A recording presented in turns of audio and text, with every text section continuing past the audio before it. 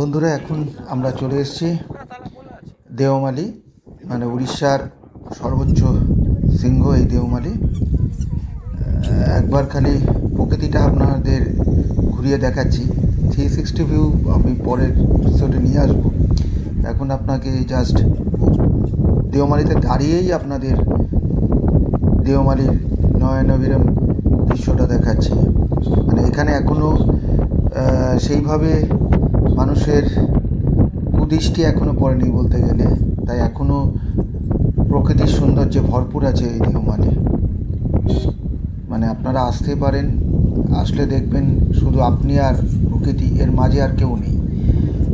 আপনি নয়ন ভরে সেই প্রকৃতির সৌন্দর্য উপভোগ করতে পারবেন এবং সত্যজিতের ভাষায় বলতে পারবেন, দেখো রে নয়ন মেলে জগতের বিচিত্র বাহার।